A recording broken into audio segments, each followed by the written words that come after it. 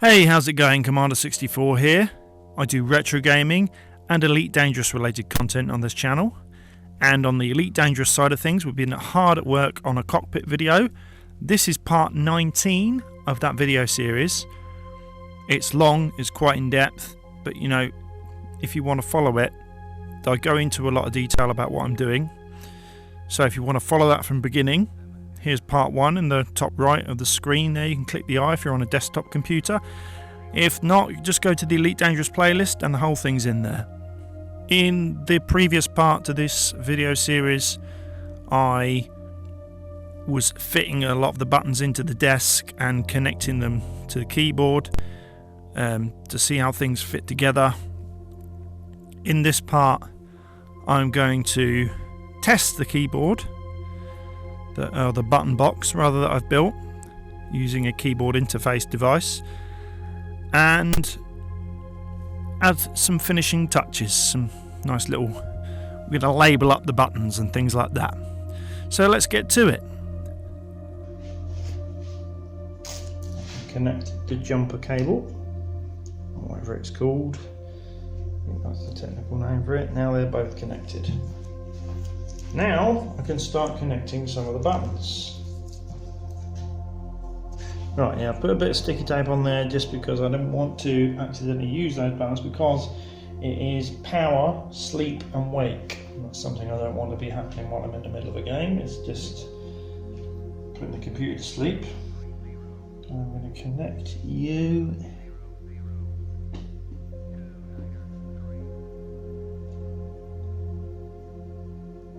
To this one. There we go. That's that one connected.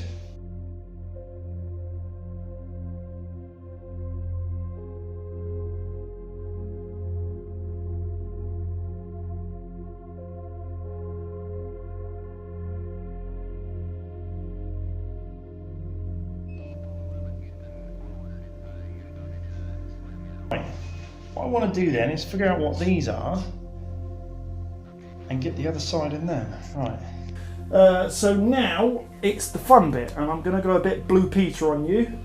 If you don't know what Blue Peter is, it was a show where kids went on and got badges for doing stuff. Can't remember what. And the presenters would make a spaceship out of an old plastic washing up bottle. It was great. Anyway, I have got some black card and some golden or copper stickers of letters and numbers and stuff, and I've got some larger ones, and I've got my desk. I've got the old layout that I sort of drilled through this. I sort of designed my layout and stuck it to the desk and then just drilled through them. Sorry, it was the easiest way to do it. So I'm going to be using those to refer to which buttons go in where. It should be quite clear because there's different holes for the different buttons. So I'll see you in a bit. So as you would have seen on my planning of the button box, I've divided all of the controls into separate categories. So I've got flight, system, cameras, weapons and SRV. So I'm going to use the large letters to categorize all the controls and the small letters to label the buttons. I'm cutting strips of this black card, and I've got some strips of Velcro that I found just hanging around in the crafting box, and also some double-sided tape.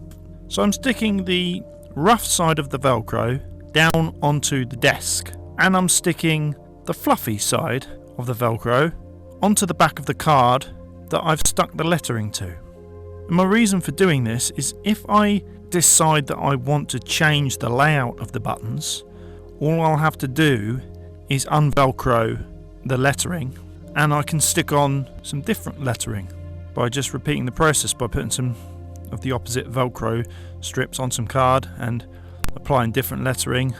And if I stuck it directly onto my desk, straight onto the this golden sheet that I've the vinyl sheet or whatever you want to call it that I've put down on there, I would have to do the whole thing again, because if I pulled it all off, it would probably just ruin the gold part of the desk. So this way nothing's going to get ruined if I change the button layout.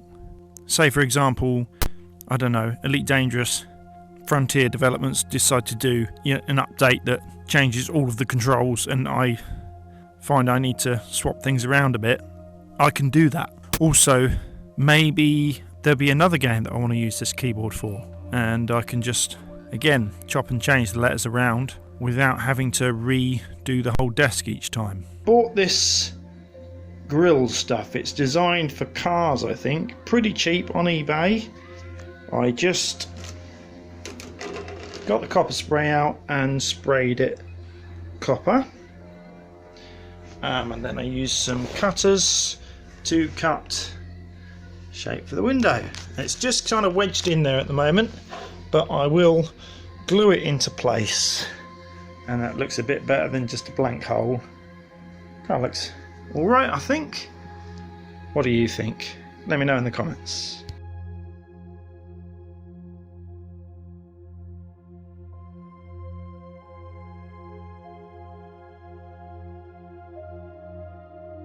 Finding the input, which one are we on? We're on SRV fire group. So I'm finding the wire, following the wire through, and if you look under here, I don't know if you need to put the torch on there, or can you see? See? Yeah. I plug one of these in. So we've got which one was I going to try? This one here. I'll plug that into one of those inputs, so that's now in. And then if you come over here to the laptop, I've opened a notepad, and what I'll do now is I'll push this button over here,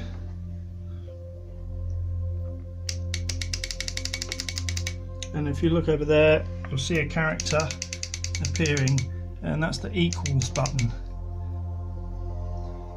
So now I know that that is the input for the SRV. I've just got a bit of tape on a piece of paper that says SRV input, and I'll just remove that. Oh, it's not that one.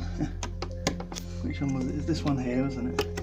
Just take that out and I'll put that tape around it. I know that that one is now the SRV input, and if this one I've already, the SRV input for the fire group button, and this I've already done was the SRV fire group for the bulb. So if I plug that in, and we'll go back to the button, you'll see that the button is now lighting up. So I can figure out which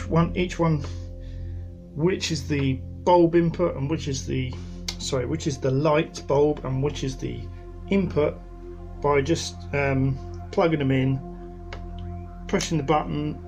If there's no light, push the button and see which character comes up on the notepad, and then just figure out what all the buttons are, and then get them all on keys that work. Because some of the keys don't work. Some of them are like